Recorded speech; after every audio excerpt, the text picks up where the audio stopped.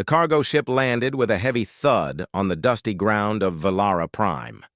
Captain Day Wan stepped out and looked at the damage on his vessel. 3 large holes in the hull, burnt wiring hanging from the engine ports, and a cracked viewport that leaked air every few hours. Pirates had ambushed him near the asteroid belt 2 weeks ago. He was lucky to be alive. His crew had scattered to different stations looking for safer work. Now he was alone with a broken ship and empty pockets. Valara Prime was supposed to be a busy trade colony. Day Wan had heard stories about its markets full of exotic goods and its efficient transport companies. But when he walked through the main street, he saw something different. Half the shops were closed. The market stalls had few items for sale. Buildings needed paint and repair. The few people he saw moved slowly, like they carried heavy weights on their shoulders. The locals were Veltari, a species he had only read about in trade documents. They looked somewhat human, but with crystalline skin that reflected light in rainbow colors. Their eyes had many facets, like insect eyes, and their movements were graceful and quiet. Most of them wore dark colors, which seemed odd for such a bright-looking species. Day Wan stopped at a small food stall. The vendor, an old Veltari with cloudy crystal skin, served him something that looked like soup. It tasted strange, but filled his empty stomach. "What happened here?" Day Wan asked. "This place looks abandoned." The old vendor's eyes dimmed. "The plague. 3 months ago. It killed many of us, the strong ones mostly, the adults in their prime years. Now we have too many children without parents and too many parents without partners." Day Wan felt a chill run down his spine. "I'm sorry." "We all are," the vendor said, "but sorry doesn't fill empty roles or rebuild what's broken." After finishing his meal, Day Wan asked around about work. Several Veltari pointed him toward the edge of town, to a large compound with landing pads and warehouses. A sign in both Veltari script and human standard read, "Nari Transport Solutions." The compound was huge but clearly neglected. Cargo haulers sat on landing pads with flat tires and dusty hulls. Warehouses had broken doors. Weeds grew between the concrete slabs. Day Wan walked toward the main building, hoping someone inside might need a skilled engineer and pilot. He found her sitting on the steps of the main office. Nari was a Veltari woman, with deep blue crystalline skin that caught the afternoon sun. She looked tired. Her clothes were practical work gear, stained with grease and dust. Next to her sat 3 small Veltari children, each about half her height, with lighter-colored crystal skin that marked them as young. "Excuse me," Day Wan said. "I'm looking for work. My ship needs repairs and I can offer engineering skills, piloting, cargo management, whatever you need." Nari looked up at him. Her many-faceted eyes studied him for a long moment. The children stared too, their curiosity clear despite their alien features. "You're human," she said. Her voice was soft but firm. "Yes. Captain Day Wan, formerly of the merchant vessel Wandering Star." He gestured toward the landing pads. "I can get these haulers running again. I can organize your cargo system. I can negotiate with off-world traders. I have 15 years of experience in space trade." Nari stood up slowly. She was tall, nearly matching his height. The children moved closer to her, watching the strange human with wide eyes. "I'm sure you can do all those things," Nari said, "but that's not what I need most." Day Wan felt hope rising. "What do you need then? I'm flexible. I can adapt to whatever role you have available." Nari looked at her children, then back at him. Her expression was difficult to read, but Day Wan sensed deep exhaustion and something like desperation behind it. "I don't need another worker, Captain," she said quietly. "I need a father. My children need a father. Can you provide that instead?" Day Wan's mouth opened, but no words came out. He had prepared himself for difficult negotiations, low pay, hard labor. He had not prepared himself for this. What? He finally managed to say. Nari gestured to the three children. This is Bora, my eldest daughter. This is Tae-min, my son. And this is Young-soo, my youngest. Each child made a small gesture when named, a kind of bow. Their father died in the plague 3 months ago. His name was Hyun-woo. He was my bond partner, my business partner, my everything. I'm very sorry for your loss, Daewon said automatically, still trying to process what was happening. Sorry doesn't help me, Nari said, not unkindly. I need practical solutions. In Veltari culture, a family requires balance. 2 parents to share duties. One manages business and external affairs. One manages home and children's development. When one dies, the other cannot do both. It's not physically or emotionally possible, especially with 3 children in their learning years. She pointed at the deteriorating compound around them. I am failing at both. My business falls apart because I must care for my children. My children suffer because I must try to save my business. I have no family nearby to help. The colony has too many broken families already. Everyone is struggling. Daewon's mind raced. But I'm a stranger. I'm not even the same species. I don't know anything about raising Veltari children. True, Nari agreed. But you're here. You need something from me, and I need something from you. I'm proposing a formal bond partnership, not romantic, not based on love, based on mutual need and practical arrangement. You would become co-parent to my children and partner in my business. In return, you get a home, income, ship repairs, and a stake in a profitable company. The smallest child, Young-soo, stepped forward. He held something in his small hands, a toy cargo hauler, broken, with one wheel missing and the cargo door hanging off. He looked up at Daewon with those strange, beautiful eyes and said in broken human standard, "Fix, please." Daewon knelt down without thinking. He took the toy and examined it. From his pocket, he pulled a small multi-tool. Within minutes, he had reattached the door and fashioned a replacement wheel from a piece of scrap wire. He handed it back to Young-soo. The child's face lit up with pure joy. He made a happy chirping sound and clutched the toy to his chest. The other 2 children moved closer, their wariness replaced by curiosity. Daewon stood up and looked at Nari. His practical mind said this was insane. His empty wallet and damaged ship said he had few options. His heart, seeing that child's happiness, said something else entirely. 1-month trial, he heard himself say.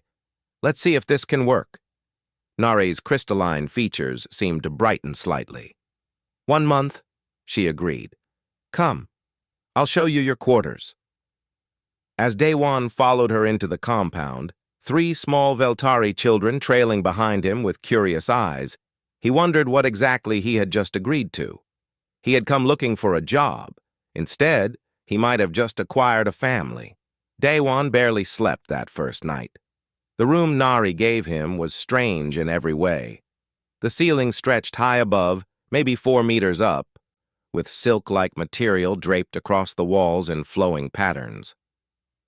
The sleeping alcove was designed for Veltari body structure, too narrow at the shoulders and too wide at the hips. He ended up sleeping on the floor with his jacket as a pillow. Morning came with unfamiliar sounds, musical chirping from the children's rooms, the hum of machinery that sounded nothing like human tech. Nari's footsteps, lighter than human steps, but with a rhythmic quality that seemed almost like a song. When Daewon emerged from his room, he found the 3 children staring at him from the hallway. They scattered when he looked at them, disappearing into various rooms like startled birds. Nari was in the kitchen area, preparing something that released sweet smoke into the air. They're curious about you, she said without turning around. We don't get many humans here. They've never seen one up close before. I'm curious about them too, Daewon admitted. He sat at the table, which was slightly too tall for comfortable human use. But I realized last night that I know almost nothing about Veltari, about your culture, your children's needs, anything really. Nari placed a bowl in front of him. The contents looked like purple grain with some kind of protein chunks. Then you should learn. That's what this month is for, to see if learning is possible. The breakfast tasted better than it looked. While he ate, Nari explained the basics. Veltari children went through several life stages, marked by molting of their crystalline outer layer. The 3 children were in the larvae stage, which would last until their teenage years by human standards. They needed specific temperature ranges, especially during molting. They required certain minerals in their food that human food lacked, and they bonded through something called harmonic resonance, a kind of emotional connection created through sound and vibration. It sounds complicated, Daiwan said honestly. It is, Nari replied. That's why I cannot do it alone while also managing a failing business. Before the plague, Hyunwoo handled the children's daily care. He was better at it than me. Now I must do everything, and I'm doing everything poorly. Bora, the eldest, appeared in the doorway. She looked at Daewon with clear suspicion in her multifaceted eyes. Mother, may I speak? Of course, Nari said. I don't understand why we need him, Bora said, pointing at Daewon. He's not father. He doesn't know our ways. He can't do what father did. Daewon expected Nari to scold her, but she didn't. Instead, she gestured for Bora to sit. You're right. He cannot replace your father. No one can. But that doesn't mean we don't need help. What do you think we should do instead? Bora was quiet for a moment. I don't know, she finally admitted, her voice smaller. Neither do I, Nari said gently. So we try this. And if it doesn't work, we try something else. But we must try something, my bright one. We cannot continue as we are. After breakfast, Nari took Daewon on a tour of the compound. She showed him the warehouses full of unsorted cargo, some of it sitting for months. The landing pads with 7 haulers in various states of disrepair. The office where paperwork and trade documents formed towers on every surface. This was a successful business, Nari explained. Hyunwoo and I built it together over 15 years. We had contracts with 12 different off-world companies. We employed 20 Veltari workers. Now I have 3 workers left, all part-time, and I've lost half my contracts because I cannot fulfill orders on time. Daewon examined one of the haulers. The engine was a design he'd never seen before, but the principles looked similar enough to human systems. I can work on these, he said. Give me tools and time. I can get them running. Tools we have, Nari said. Time is what we lack. The children need supervision. Taimin is falling behind in his learning programs. Youngsu needs constant care during his pre-molting phase, which started last week. Bora is trying to help, but she's too young for such responsibility. As if summoned by his name, Youngsu appeared from behind a cargo container. He walked straight to Daewon and held up his arms in a universal gesture. Pick me up. Daewon looked at Nari. She nodded. Carefully, he lifted the small Veltari child. Youngsu was lighter than expected. His crystalline body warmed to the touch. The child settled against Daewon's chest and made a contented chirping sound. He likes you, Nari said, surprise clear in her voice. That's unusual. He's been very withdrawn since Hyunwoo died. Daewon felt the child's vibrations against his chest, a gentle humming that seemed to match his own heartbeat. What is he doing? Harmonic resonance, Nari explained. He's trying to bond with you. If you hum back, any sound really, it completes the connection. Feeling foolish but compelled, Daewon began to hum a tuneless melody. Youngsu's humming changed to match his, and suddenly Daewon felt something. Not quite emotion, but an awareness of the child's feelings, contentment, curiosity, and underneath it, a deep sadness that made Daewon's chest ache. "He misses his father," Daewon said quietly. "They all do," Nari replied. "And I miss my partner. But missing doesn't rebuild what's broken." Over the next few days, Daewon tried to establish a routine. Mornings he spent with the children while Nari handled business calls and paperwork. Afternoons he worked on the haulers. Evenings were for family meals, which were awkward and quiet.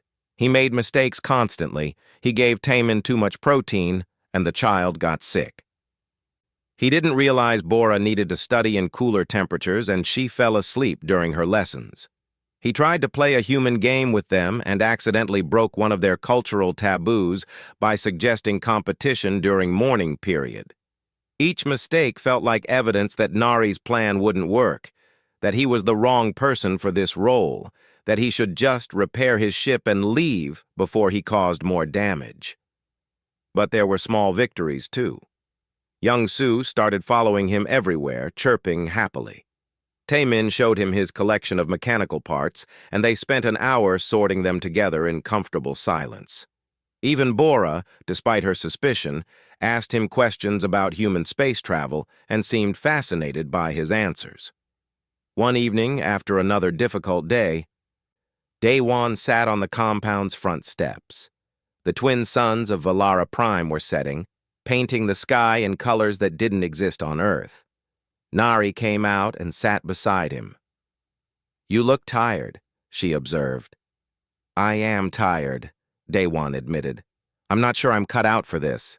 I keep making mistakes. The children deserve better." "The children deserve someone who tries," Nari said. "Hyunwoo wasn't perfect either. He made mistakes. All parents do. But he tried every day, and that was enough." "Did you love him?" Daewon asked, then immediately regretted the personal question. But Nari didn't seem offended. "Yes, very much. We started as a practical arrangement too, you know? Veltari partnerships often do. Love came later, built on shared purpose and mutual respect." "I'm not looking for love," Daewon said quickly. "Good," Nari replied. "Neither am I. I'm looking for someone who can help me save my family and my business. Everything else is irrelevant." They sat in silence as the suns disappeared below the horizon. Inside the house, Daewon could hear the children getting ready for sleep, their chirping voices mixing together in complex harmonies. "1 month," Daewon said. "That was the agreement. I'll give you my best effort for 1 month." "That's all I ask," Nari said. She stood and offered him her hand, a human gesture she must have learned from traders. "Thank you for trying, Daewon." He took her hand. Her crystalline skin felt warm and slightly textured like holding living glass. "Thank you for giving me a chance, Nari." As he lay on the floor of his strange room that night, Young Soo's fixed toy hauler sitting on a shelf where the child had carefully placed it, Daewon wondered if 1 month would be enough time to figure out if he could become what this broken family needed, or if 1 month would just make leaving harder when the time came. Week 2 began with Young Soo's first molt. Daewon woke to the sound of distressed chirping from the children's wing. He rushed there in his sleep clothes to find Nari already with Young Soo, who was curled in his sleeping alcove, his crystalline skin cracking in visible lines. "Is he hurt?" Daewon asked, alarmed. "No, just molting," Nari said, but her voice was tight with stress. "It's painful for them, and he needs constant temperature regulation for the next 6 hours, or the new layer won't form properly. I have 3 emergency cargo calls I must handle this morning, or we lose the contracts." She looked at Daewon with desperate eyes. "Can you stay with him? I'll show you what to do." Daewon nodded, pushing down his fear. Nari quickly explained the process. "Keep Young Soo at exactly 32 degrees. Apply mineral solution to the cracking areas. Create harmonic resonance to calm his pain." She rushed out, leaving Daewon alone with a suffering child who chirped and whimpered in distress. The next 6 hours tested every bit of patience Daewon had. He adjusted temperature controls constantly. He applied the mineral solution with shaking hands, terrified of hurting young Sue more. He hummed every tune he knew until his throat was raw, trying to soothe the child's pain through harmonic resonance. When the old layer finally cracked completely and fell away, revealing new crystalline skin in lighter blue, young Sue stopped whimpering. He looked up at Daewon with exhausted eyes and made a soft chirp. Then he fell asleep, still holding Daewon's hand. Nari returned to find them both asleep in the alcove. Daewon twisted at an awkward angle to fit in the small space. She woke him gently. "You did well," she said quietly. His new layer formed perfectly. Daewon extracted himself carefully, trying not to wake young Sue. His back screamed in pain from the awkward position. "Is it always like that?" "Every few months, until they reach maturity," Nari said. "3 children, all on different molt cycles. It's constant." "How did you manage alone?" Daewon asked. Nari's expression darkened. "Poorly. Taemin's last molt didn't go well. I had to choose between him and a major client meeting. His new layer has thin spots now. He'll always have those scars." The guilt in her voice made Daewon's chest tight. He understood then, really understood, why she had made her desperate offer to a stranger. The days settled into a chaotic rhythm. Daewon split his time between the children and the business. Mornings were for Bora's lessons, which she insisted on conducting in human standard so she could practice the language. Midday was for Taemin, who slowly opened up during their work sessions on mechanical projects. Afternoons belonged to Young-Soo, who demanded constant attention and stories. Evenings, after the children slept, Daewon worked on the haulers. He got the first one running by the end of week 2. The second followed 3 days later. Each repair taught him more about Veltari engineering, which was elegant but fragile compared to human designs. Nari watched him work one evening, her arms crossed. "You're good at this." "It's what I do," Daewon said, not looking up from the engine core he was rewiring. "I've been fixing ships since I was 16. "Why were you alone on that ship when the pirates attacked?" Nari asked. "You said your crew scattered, but you don't talk about them much." Daewon's hands stilled. "Not much to tell. We worked together, we got attacked, everyone made their own choice about where to go next. That's how it works in space. No permanent attachments." "Sounds lonely," Nari observed. "It's practical," Daewon replied, but the words felt hollow even to him. The real breakthrough came in week 3. Daewon took the children to the colony market for supplies. Nari was handling an off-world video call and couldn't go. Bora walked ahead, trying to seem independent. Taemin stayed close to Daewon's side. Young-Soo rode on Daewon's shoulders, chirping excitedly at everything. The market was busier than Daewon had seen before. Veltari vendors called out their goods in musical voices. The air smelled of spices and minerals and something sweet he couldn't identify. Young-Soo bounced on his shoulders, making Daewon laugh. Then Young-Soo was gone. One moment he was there, the next moment the crowd had swallowed him. Daewon spun around, his heart jumping into his throat. "Young-Soo!" Bora and Taemin looked around in panic. "He was just here," Bora said. Daewon pushed through the crowd, calling Young-Soo's name. His mind filled with terrible images. The child lost, scared, hurt. He had been responsible for Young-Soo for exactly 20 minutes and already failed. He heard crying from an alley between 2 stalls. Running there, he found Young-Soo backed against a wall by 3 older Veltari children, probably teenagers. They were saying something in their language, their voices mocking. "Hey!" Daewon shouted, his voice deeper and louder than any Veltari voice. "Back off!" The teenagers turned, saw the angry human, and their crystalline skin paled. Humans had a reputation in the galaxy for being protective and occasionally violent.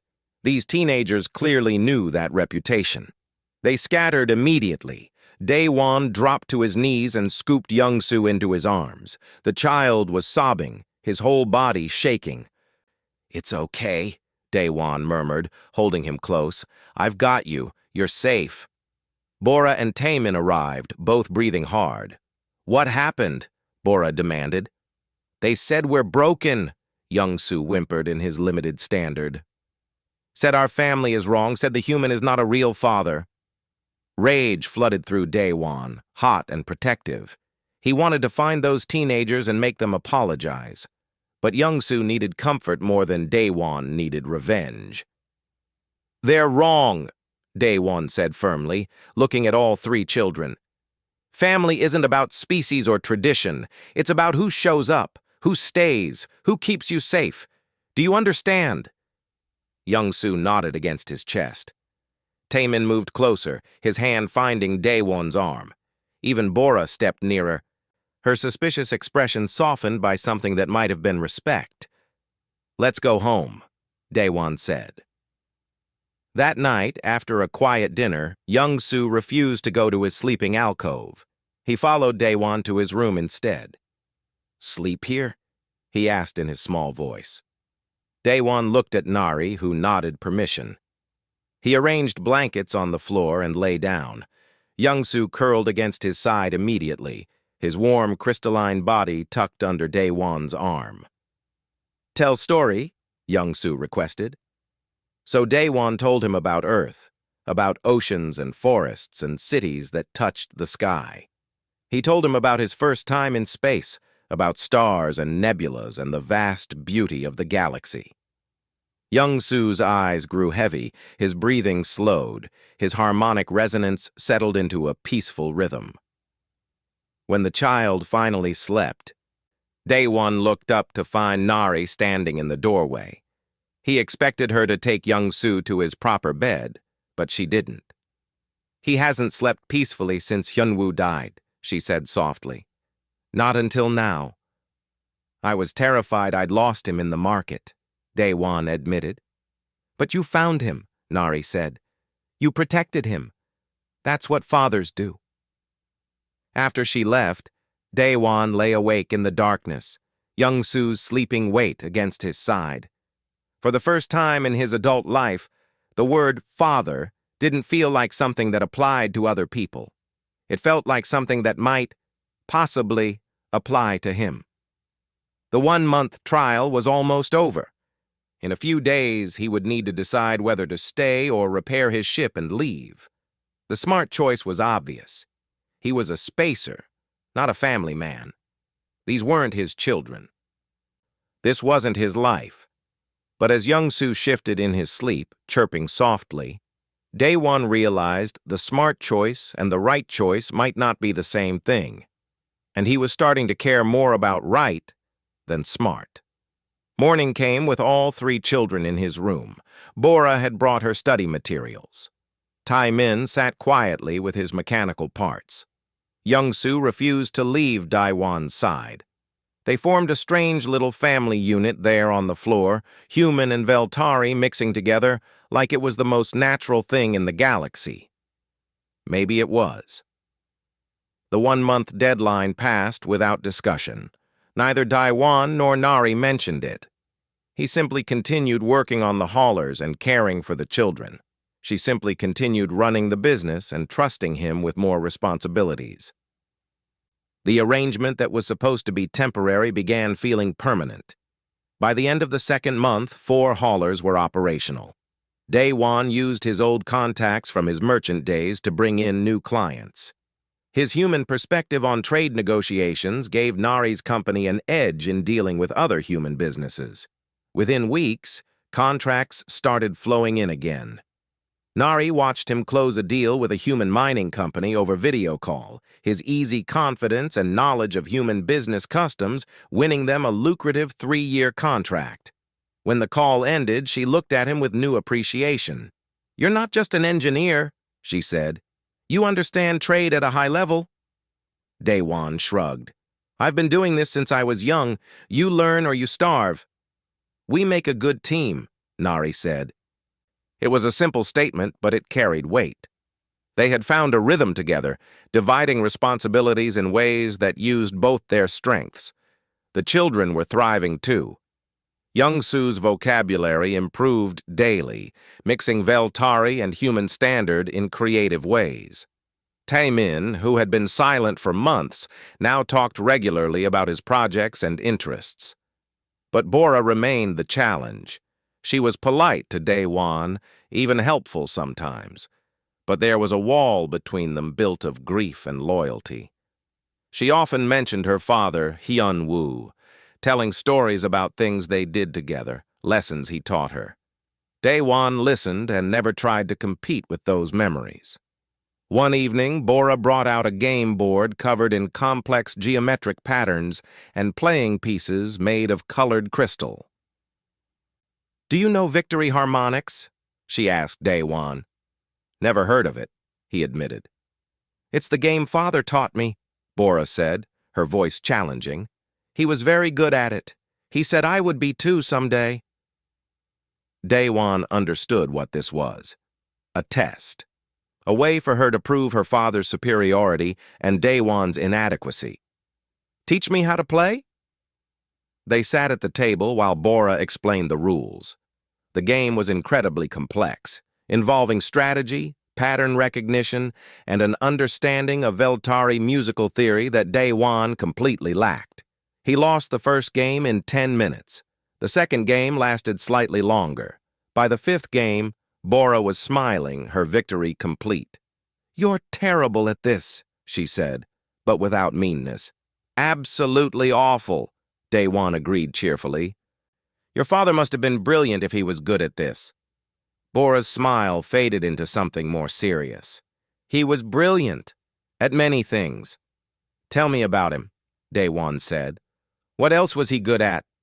So Bora talked about Hyun-woo for an hour, how he could fix anything mechanical with just his intuition, how he sang traditional Veltari songs that made everyone cry, how he always knew when she needed comfort even before she did. Daewon listened without interruption, without trying to insert himself into the stories. When she finished, Bora looked at him with those strange, multifaceted eyes. "You're different from him." "I know," Daewon said. "But you try hard," Bora continued. "You don't try to be him. You try to be you, but for us." "Is that okay?" Daewon asked. Bora was quiet for a long moment. "Mother seems happier now. Taemin talks again. Young-Su laughs every day." She paused. "So yes, it's okay." It wasn't love or complete acceptance, but it was progress. Daewon would take it. Taemin's breakthrough came during a repair project. One of the haulers had a problem Daewon couldn't solve. The Veltari engine design had a quirk he didn't understand. He sat in the cargo bay, frustrated, staring at the incomprehensible engine core. Taemin appeared silently beside him, as he often did. He looked at the engine, tilted his head, then reached in and adjusted something Daewon hadn't noticed. The engine hummed to life perfectly. "How did you know to do that?" Daewon asked, amazed. Taemin shrugged. "Father showed me. Before." "Can you show me?" Daewon asked. "I want to learn." Over the next week, Taemin became his teacher for Veltari engineering principles. The boy was shy about it at first, but as Daewon asked genuine questions and praised his knowledge, Taemin grew more confident. They spent hours together in the cargo bay, the silent child finding his voice through the language of machines. One afternoon, while they worked, Taemin suddenly said, "I was angry at you at first." Daewon's hands stilled on the wrench he held. "I know." "I thought you were trying to replace Father," Taemin continued, not looking at him. "But you're not, are you?" "I couldn't replace him even if I tried," Daewon said honestly. "He was your father. That's permanent. Nothing changes that." "Then what are you?" Taemin asked. Daewon thought about it carefully. I'm someone who cares about you and wants to help your family. Maybe that makes me a second father, not a replacement. Maybe families can have room for more than one kind of love. Taemin nodded slowly, processing this. Then he handed Daewon a small component. This part goes here. Father's way was good, but I think your way might work too. They installed the part together, combining Veltari and human engineering in a hybrid solution that worked better than either alone. It felt symbolic somehow. The colony was slowly recovering from the plague, but suspicion toward Daewon remained in some quarters. Some Veltari elders disapproved of Nari's arrangement with a human. They whispered that she dishonored Hyunwoo's memory, that she was corrupting her children with alien influence. One evening, Nari returned from a community meeting looking tired and angry. "The council wants me to dissolve our partnership," she told Daewon. "They say it's inappropriate, that I should find a proper Veltari partner." "What did you tell them?" Daewon asked, his stomach tight. "I told them my children are happier than they've been in months. My business is thriving again, that their opinion matters less than my family's well-being." Nari's crystalline features were set in determination. "They can disapprove all they want. I'm not changing what works." "Are you sure?" Daewon asked. "I don't want to cause problems for you in your community." Nari looked at him directly. "You've caused no problems. You've solved them. The elders are stuck in old ways, unable to adapt to new situations. But adaptation is how species survive, how families survive." That night, Daewon couldn't sleep. He walked through the quiet compound, checking on the haulers from habit. He found himself outside the children's wing, listening to their peaceful breathing and soft chirping as they slept. Nari found him there. "Can't sleep?" "Thinking too much," Daewon admitted. They walked together to the front steps, their usual evening spot. The stars above Valara Prime were different from Earth's stars, but no less beautiful. "I never thought I'd stay anywhere," Daewon said. "My whole adult life has been about moving, never settling, keeping everything temporary." "And now?" Nari asked. "Now I can't imagine leaving," he said. "Those children in there, they've become mine somehow. Not legally, not biologically, but in every way that matters." "They feel the same about you," Nari said softly. "Even Bora, though she'd never admit it directly." "What about you?" Daewon asked, then immediately wished he hadn't. Too personal, too complicated. But Nari answered anyway. "I still love Hyunwoo, I always will. But I'm grateful for you, Daewon. You gave my family back its balance. You gave me partnership again. That's not nothing." They sat in comfortable silence as the night deepened. Somewhere in the compound, one of the haulers activated automatically for a maintenance cycle.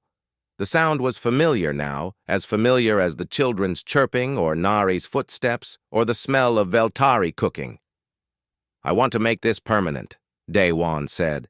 "The partnership, the family, all of it. If you'll have me." Nari turned to look at him, her crystalline face reflecting starlight. "I was hoping you'd say that. We should formalize it properly, with a ceremony. The children would like that."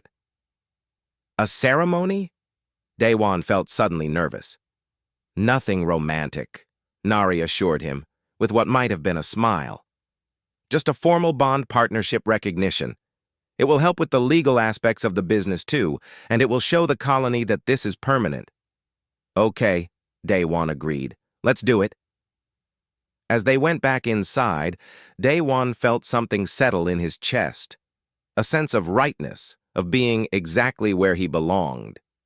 He had come to Valara Prime looking for work, for a way to repair his ship and move on. Instead, he had found something he didn't even know he was missing. A home, a family, a future worth staying for. Preparation for the bond partnership ceremony brought unexpected joy to the household. The children threw themselves into planning with enthusiasm. Bora researched both Veltari and human traditions, determined to blend them properly. Taimin worked on decorations that combined crystalline Veltari art with human metalwork. Young Su simply bounced around excitedly, declaring to anyone who would listen that Daewon was going to be his real forever father. Daewon found himself swept up in traditions he barely understood. Nari explained that Veltari ceremonies required both partners to create something for the household, symbolizing their contribution to the family unit. She was weaving a large tapestry in traditional patterns. Daewon decided to rebuild the compound's main gate, which had been broken since before he arrived. He worked on the gate in the evenings, with all three children helping in their own ways. Young Su handed him tools, usually the wrong ones. Taimin offered engineering advice that was surprisingly useful. Bora supervised and corrected his technique when he deviated from proper Veltari aesthetic principles. "Why does it matter if the welds are pretty?" Daewon asked, frustrated with Bora's third correction in an hour. "They're functional." "Because it represents our family," Bora said firmly. "It should be both strong and beautiful, like us." Daewon couldn't argue with that logic. As the ceremony date approached, Daewon introduced more human customs into their daily life. He taught the children to cook simple human foods, which resulted in several disasters and one surprisingly good noodle dish. He showed them human games that didn't require complex rules or musical theory. He shared Earth stories and history, careful to present humanity's flaws alongside its achievements. Young Su became obsessed with human desserts, even though the sugar content made him hyperactive. "More cookies," he would demand, his crystalline body vibrating with excitement after just one. "No more cookies," Daewon would reply, hiding the container. "Your mother will kill me if you can't sleep again." Taimin discovered human music and spent hours listening to different genres, trying to understand how human melodies worked compared to Veltari harmonics. He started creating hybrid compositions that sounded strange but beautiful. Bora dove into human literature, especially adventure stories. She made Daewon tell her about Earth's oceans, which fascinated her since Valara Prime had none. "So much water that you can't see the other side?" she asked, trying to imagine it. "How do you not get lost?" "People do sometimes," Daewon admitted. "That's part of the adventure." But not everyone in the colony appreciated these cultural exchanges. The disapproval that had been whispered became more vocal. Elder Kyung-mi, a respected Veltari leader, came to the compound one afternoon, demanding to speak with Nari. Daewon was working on a hauler when he heard raised voices from the main building. He wiped his hands and headed inside, finding Kyung-mi gesturing emphatically while Nari stood with arms crossed. "This ceremony is a mistake," Kyung-mi was saying. "You bring human customs into our traditions. Your children speak more standard than our own language. You dishonor everything Hyunwoo built." "I honor Hyunwoo by keeping our family alive and healthy," Nari replied, her voice tight with anger. "Something I could not do alone." Kyung-mi noticed Daewon entering. "And here is the contamination itself. Do you not see what he has done to your children? They are becoming more human than Veltari." "They are becoming themselves," Nari said firmly. "Learning from multiple cultures makes them stronger, not weaker." "You are a fool," Kyung-mi said coldly. "This will end badly. Mark my words." After the elder left, Nari sat heavily at the table. Daewon wanted to comfort her but wasn't sure how. "Should we postpone the ceremony?" he asked. "I don't want to make things harder for you." "No," Nari said immediately. "We postpone nothing. Let them disapprove. My family matters more than their rigid traditions." But the confrontation shook Daewon. That night, he lay awake thinking about whether he was helping or hurting this family in the long term. The children were happy now, but what about when they were older? Would they resent being caught between two cultures? Would the colony's disapproval isolate them? He found Bora awake, too, sitting in the common area with her study materials spread out. She looked up when he entered. "Can't sleep?" she asked. "Thinking too much," Daewon admitted, echoing what he had told Nari weeks before. Bora was quiet for a moment. "The elders came to my school today. They told me I should convince Mother to dissolve the partnership with you. They said Father would be ashamed." Daewon's heart sank. "What did you say?" "I told them they didn't know Father as well as they thought," Bora said, her voice steady. "Father always said the universe was changing and Veltari needed to change too, or we would be left behind. He would have liked you, I think. You're different, but different isn't always bad." "That was brave of you," Daewon said. "I learned from watching you," Bora replied. "You're scared of being a father, I can tell. But you do it anyway. That's brave, too." The ceremony took place on a clear evening under both moons. The compound had been transformed by the children's decorations, a mix of Veltari crystalline art and human metal sculptures. The rebuilt gate stood as Daewon's contribution, strong and elegant, with both cultures' design principles visible in its structure. Many colony residents came, some out of curiosity, some out of support, some probably out of disapproval. Daewon wore formal clothes that Nari had helped him choose, a blend of human and Veltari styles that felt foreign but right. The ceremony itself was beautiful and strange. A Veltari officiant led them through traditional vows of partnership, which Daewon repeated carefully in the Veltari language he had been learning. Then, at Bora's suggestion, they added human elements. Daewon spoke about his commitment to the family and standard, making promises he intended to keep forever. The children stood with them throughout, their crystalline skin decorated with ceremonial patterns. When the officiant asked if the family accepted this bond partnership, all three children responded with an emphatic yes that rang out clearly. At the ceremony's conclusion, there was a tradition Daewon hadn't expected.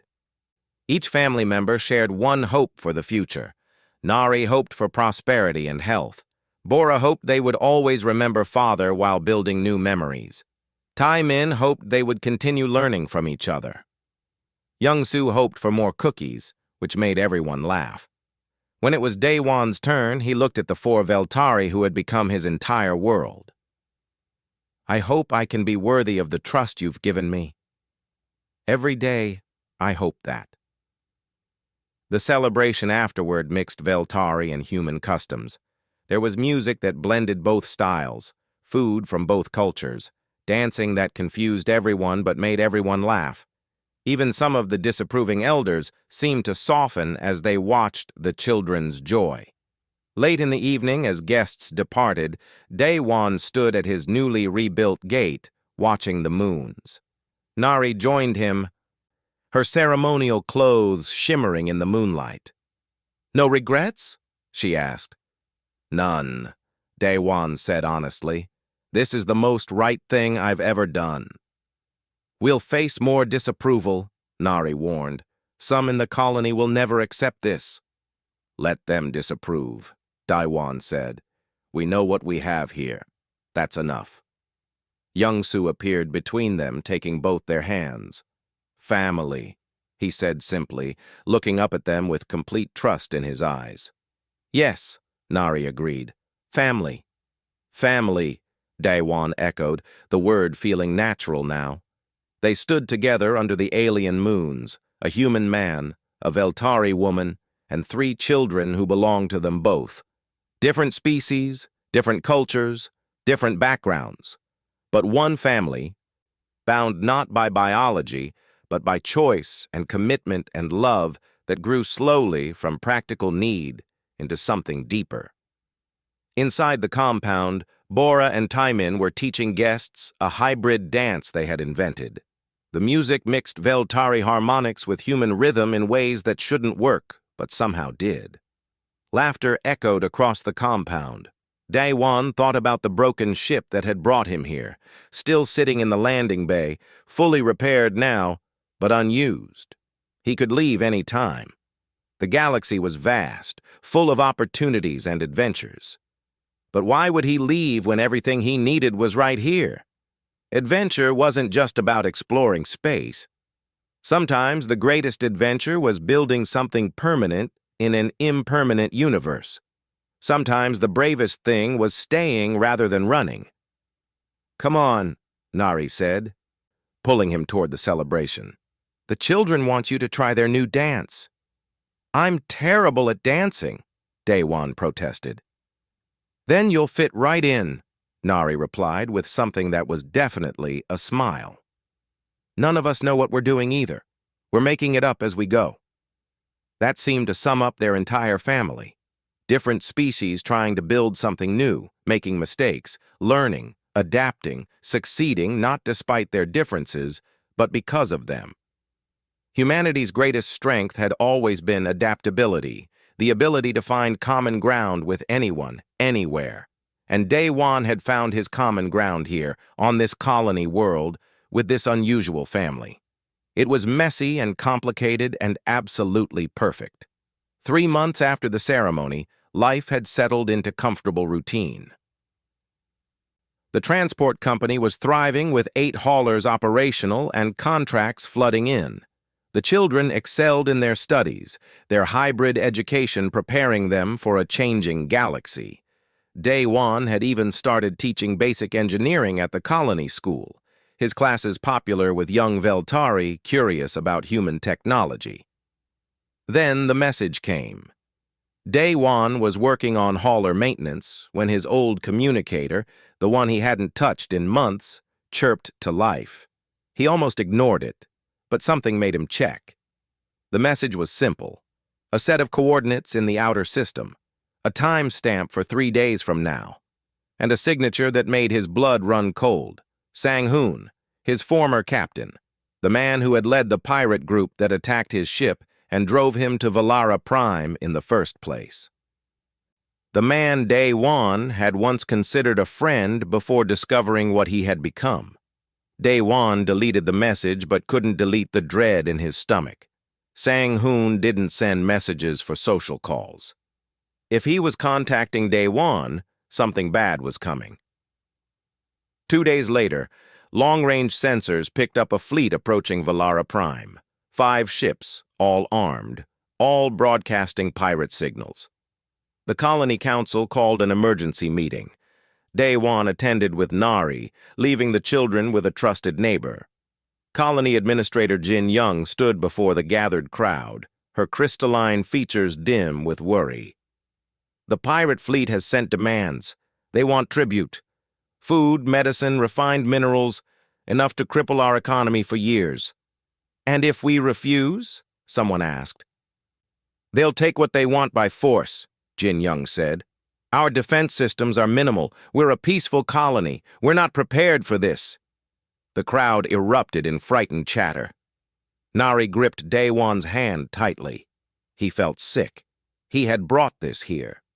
Sang-hoon must have tracked him somehow, saw the thriving colony, and decided it was ripe for exploitation. After the meeting, Daewon's communicator chirped again. Another message from Sang-hoon, this one direct. "Daewon, my old friend. Nice little setup you have here. Family man now? How sweet. Here's my offer. Rejoin the crew. Use your engineering skills where they're really valued. Do that, and we'll leave your colony alone. Refuse, and, well, you know how this goes. You have 24 hours. Daewon stared at the message until the screen blurred. Rejoin the pirates, or watch them destroy everything he had built. Some choice. He found Nari in the compound's office, working frantically on evacuation plans. "How bad is it?" he asked. "Very bad," she said. "If they attack, we have maybe 2 hours before they breach our defenses. We can't evacuate everyone in time. Children, elderly, sick people, they'll all be vulnerable." "There might be another way," Daewon said quietly. He told her about Sang-hoon's message, about the offer, about his past with the pirate captain, how they had worked together before Sang-hoon turned to raiding. Nari listened without interruption, her face unreadable. "Are you considering it?" she finally asked. "No," Daewon said immediately. Then, more honestly, "I don't want to, but if it saves the colony—" "It won't," Nari said firmly. "Men like that don't keep promises. He'll take you and still attack us. Or he'll take you and come back next year for more tribute. Giving in to pirates never works." "Then what do we do?" Daewon asked helplessly. Nari's eyes began to glow brighter, the way they did when she was thinking hard. "We fight back." "With what?" Daewon gestured at the window toward the colony beyond. "We have maybe 10 functional weapons in the entire settlement. They have 5 warships. We have 8 cargo haulers that you've been modifying for months," Nari said. "We have a human engineer who knows how pirates think. We have a colony full of people who won't let their home be taken without a fight." Over the next hours, Nari assembled a team. Jin Young, the administrator. Kyung Mi, the elder who had opposed Daewon, but was fierce in defense of the colony. Ji Hoon, the colony's best pilot. Hae Won, who ran the mineral refinery and understood explosives. And Daewon, who knew how Sang-hoon operated. They spread maps across the table. Daewon explained the pirate tactics based on his time with them. Sang-hoon is smart, but predictable. He'll position the big ships in orbit and send boarding craft to the surface. He wants to minimize his own risk while maximizing intimidation. "What if we bring the fight to orbit?" Ji Hoon suggested. "Use the haulers as combat vessels." "They're cargo ships," Kyung Mi objected, "not fighters. They're sturdy, maneuverable, and we can retrofit them," Daewon said, his mind racing.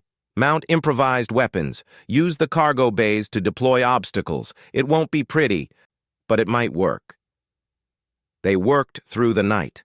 Daewon led teams retrofitting the haulers, mounting mining lasers as weapons, loading cargo bays with explosive mineral canisters that could be deployed as mines.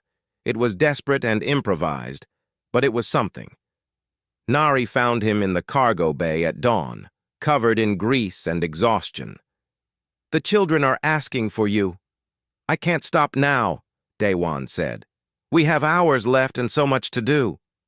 5 minutes, Nari insisted. "They need to see you."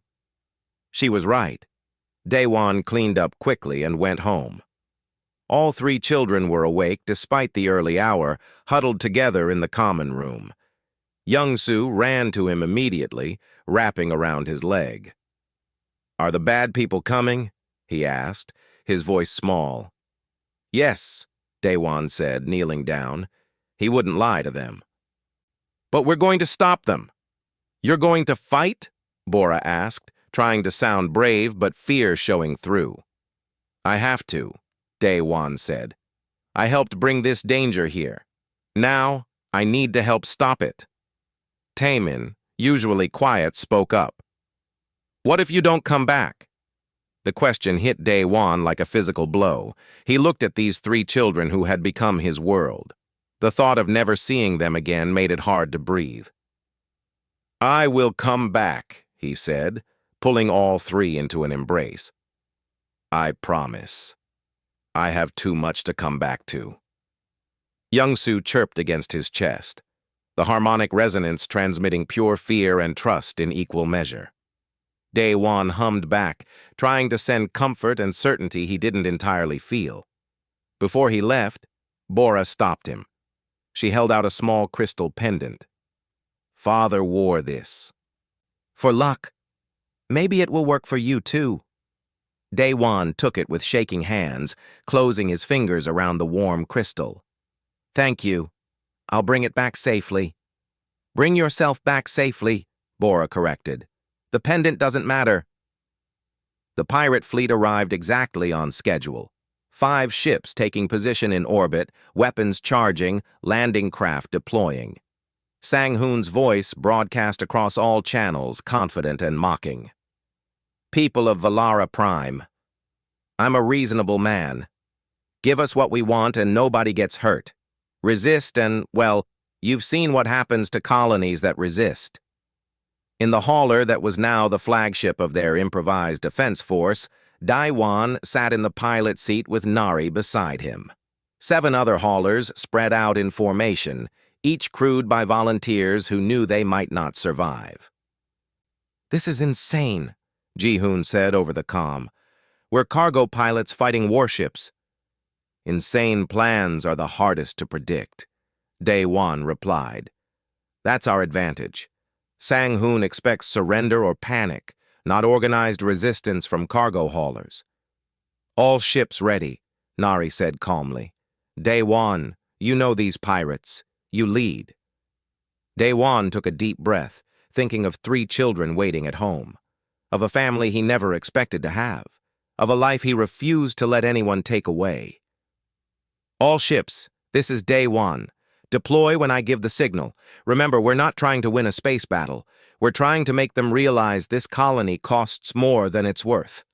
He opened a direct channel to Sang-hoon's flagship. "Sang-hoon, old friend, this is Dae-won.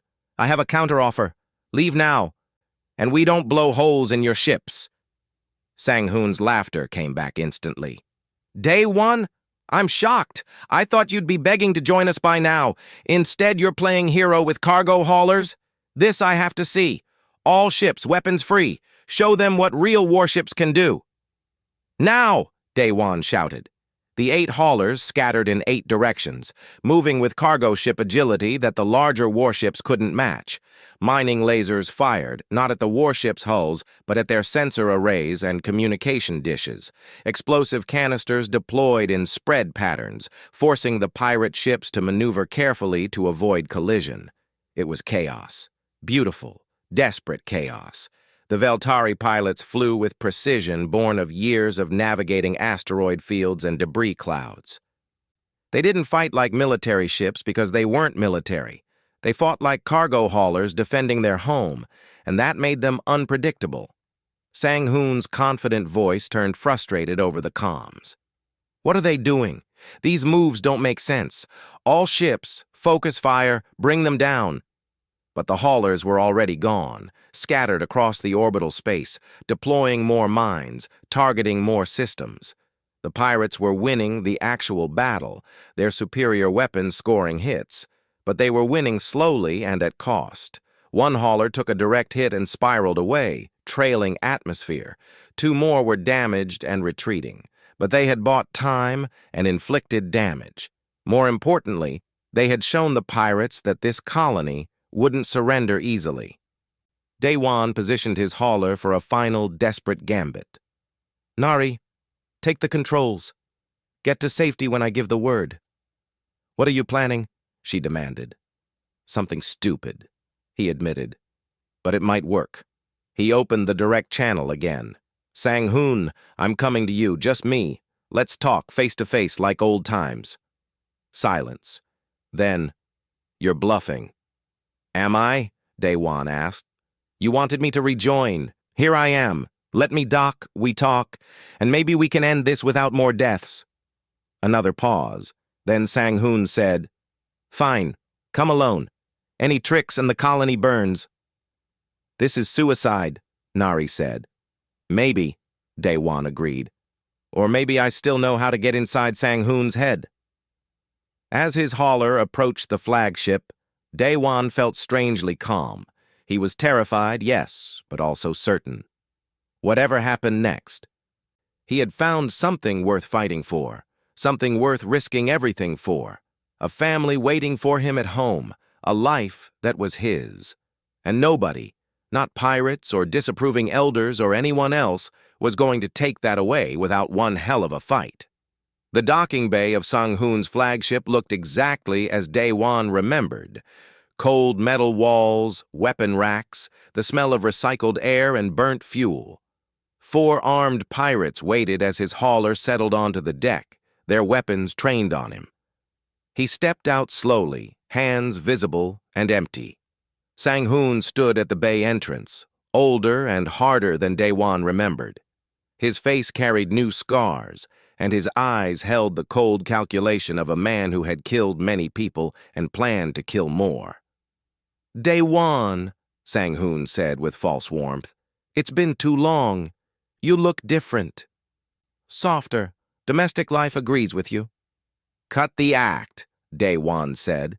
"You said we'd talk, so talk." Sang-hoon gestured, and they walked toward the ship's command center, the armed pirates following close. "You've built something nice down there. Family, business, respect. I'm almost proud. You were always smart, always resourceful. That's why I want you back." "I'm not coming back," Daewon said flatly. "See, I thought you'd say that," Sang-hoon replied, "which is why I prepared incentives." He activated a screen showing live feeds of Valara Prime, images of the colony, the compound, specific buildings. "My ships have very precise weapons. I can level that nice house of yours without touching anything around it. Can kill your alien family while leaving the rest of the colony intact." Makes you wonder how safe they really are down there. Rage flooded through Daewon, hot and sharp, but he forced his voice to stay calm. "You don't want me. You want what I represent. Someone who left your crew and built something better. It bothers you that I got out." Sang-hoon's smile faded. "Careful, old friend." "We were never friends," Daewon said. "I worked for you because I had no other choice. The day I crashed on Valara Prime was the luckiest day of my life, because it freed me from you."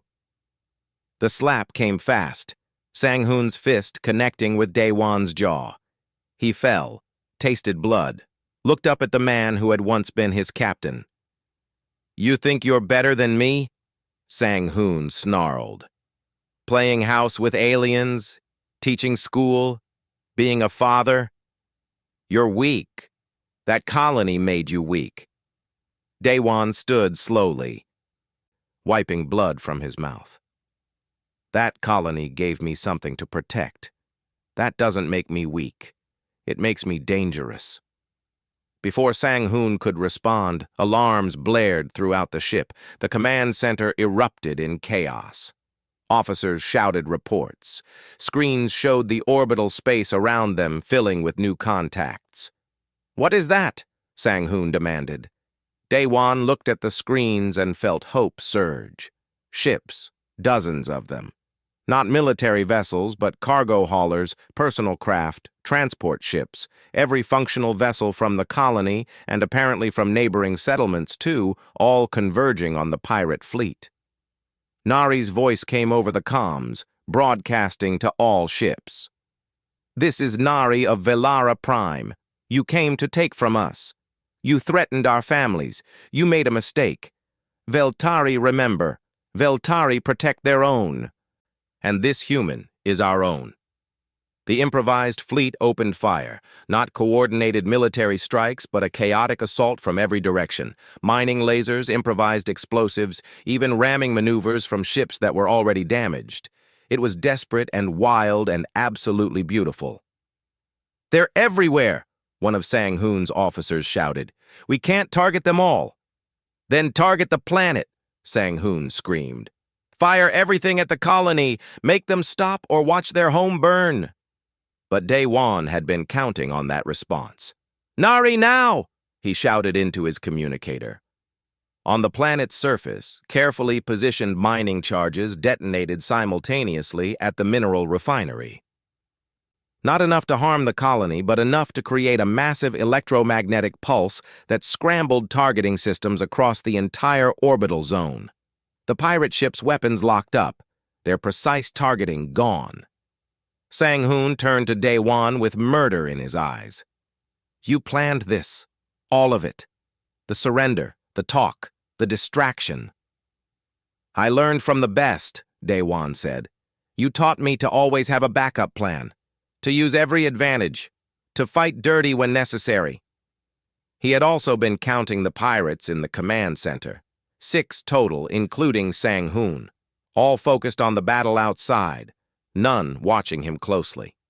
Daewon grabbed a heavy tool from a repair station and swung it at the nearest pirate, connecting hard. The man dropped. Daewon dove for the fallen pirate's weapon as the command center erupted into close-quarters chaos. He wasn't a soldier. His aim was terrible and his tactics were improvised. But he was fighting for his family, and that made him relentless. He shot wildly, forcing the pirates to take cover. He triggered the command center's emergency locks, sealing the doors. "You can't win!" Sang-hoon shouted from behind an overturned console. "You're alone on my ship!" "I'm not alone," Daewon replied. "I'm never alone anymore. That's what family means." The ship shuddered as something struck its hull. Through the viewport, Daewon saw Nari's hauler maneuvering close, its mining laser carving into the flagship's communication array. Other haulers were doing similar damage across the pirate fleet, not destroying the ships but disabling them piece by piece. Ji-hoon's voice came over the comms. "Daewon, if you're still alive in there, we're about to disable their engines. Might get bumpy." "Do it!" Daewon shouted. The ship lurched violently as its main engines exploded. Emergency systems kicked in, red lights flashing, alarms screaming. Sang-hoon's pirates scattered, some running for escape pods, others trying desperately to regain control. Sang-hoon himself stood at the viewport, watching his fleet fall apart around him. Ships disabled, crews abandoning, his reputation destroyed by a colony of civilians and cargo haulers. "You've ruined me," he said quietly, almost wondering. "You ruined yourself," Daewon replied. "I just helped speed it along." Security forces from Valara Prime boarded shortly after, taking the pirates into custody. Sang-hoon went without resistance, his spirit broken by the impossible defeat. As they led him away, he looked at Daewon one last time. Was it worth it? Trading the freedom of space for domestic chains? Daewon thought of 3 children waiting at home, of Nari fighting beside him, of a life that was messy and complicated and absolutely his. "Every single day," he said. The trip back to the surface felt longer than the entire battle. Daewon's hands shook. His jaw throbbed where Sang-hoon had hit him. His mind kept replaying every moment, every choice that could have gone wrong. But they won. The colony was safe. His family was safe. Nari met him at the landing pad, her crystalline features catching the setting sun. They didn't speak, just held each other for a long moment. Around them, other colonists emerged from shelters, their relief and joy filling the air with musical chirping. "The children?" Daewon asked. "Safe. Waiting for you," Nari said. "Let's go home." The compound looked unchanged, as if the battle had happened in another world. But when Daewon stepped inside, 3 small Veltari bodies hit him like missiles. Young-soo reached him first, climbing up and refusing to let go. Taemin wrapped around his leg. Bora, trying to maintain dignity, settled for holding his hand tightly. "You came back?" Young-soo said, his voice muffled against Daewon's shoulder. "I promised I would," Daewon replied, his eyes burning with tears he didn't bother hiding. "I keep my promises." "We saw the battle on the screens," Bora said. "You were very brave. Father would have been proud." "I was terrified," Daewon admitted. "But having you 3 to come back to made the fear worth it." They sat together on the common room floor, tangled in an embrace that mixed species and cultures and love that had grown from practical arrangement into something profound. Nari joined them, and they stayed that way for a long time, just breathing together, grateful to be alive and together. The next days brought celebration across the colony. The improvised defense had worked beyond anyone's expectations. No colony casualties, minimal ship damage, and the pirate threat eliminated. The Veltari Council officially commended both Nari and Daewon for their leadership. Even Kyung-mi, the elder who had opposed Daewon so strongly, came to the compound. "I was wrong about you," she said without preamble. "You fought for us when you could have run. You brought strategies we couldn't have conceived. You are Veltari in all ways that matter." I'm human, Daewon said. But I'm also part of this community. Both things can be true. Yes, Kyung-mi agreed. Both things can be true. We were foolish to reject that. The ceremony formalizing Daewon's citizenship came 2 weeks later.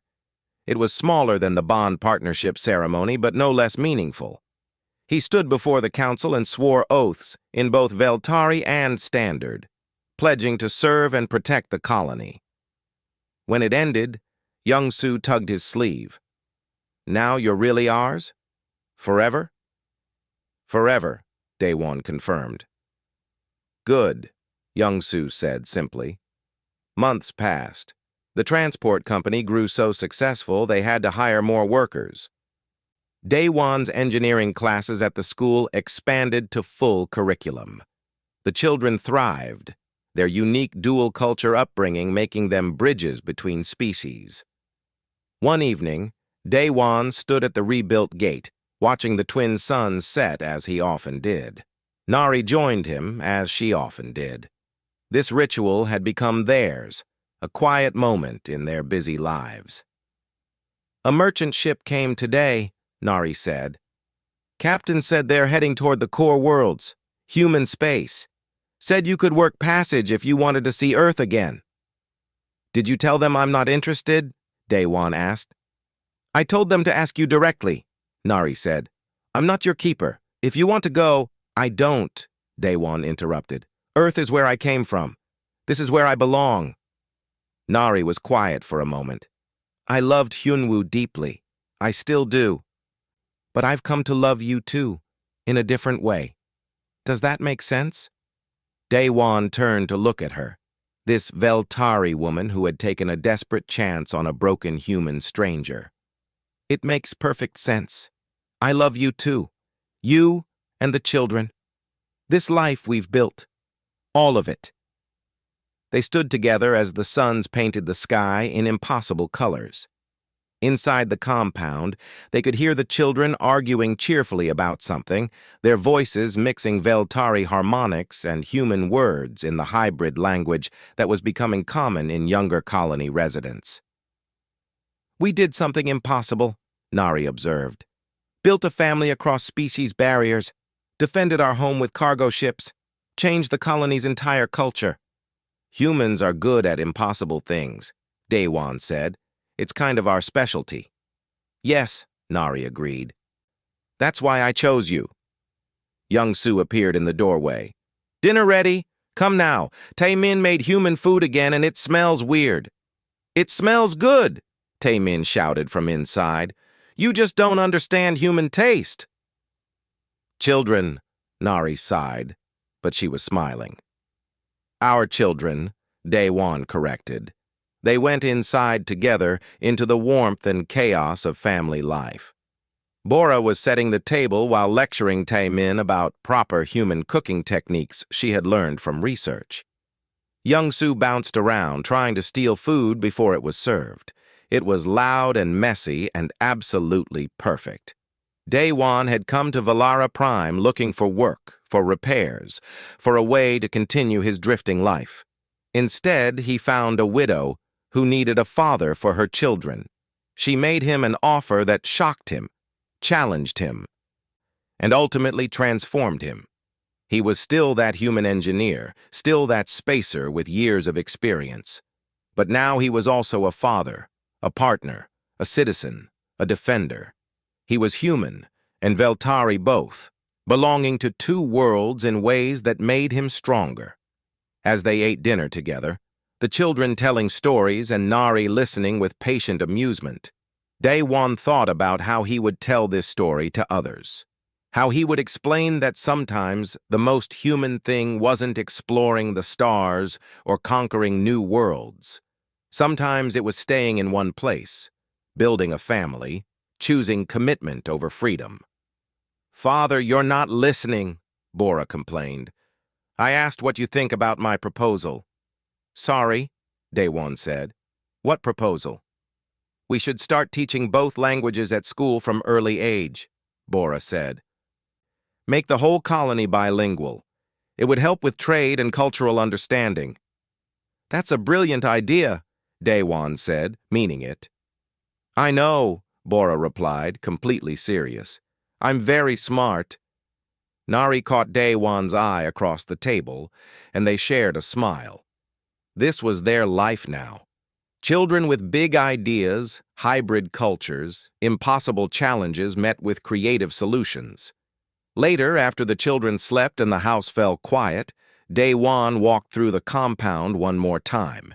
He checked the haulers from habit, examined the gate he had built, looked up at the stars that were still his heritage, even if they weren't his home anymore. His communicator had one last message from the merchant ship's captain. Offer stands if you change your mind. Galaxy's a big place. Lots to see. Daewon deleted it without responding. The captain was right. The galaxy was vast, full of wonders and adventures. But Daewon had found his wonder here. His adventure was raising 3 alien children who called him father. His exploration was learning to build something permanent in an impermanent universe. He had asked a widow for work. She had asked for a father instead. That exchange, that shocking reply, had been the beginning of everything that mattered. Inside the house, Young-Soo called out in his sleep, a small, distressed chirp.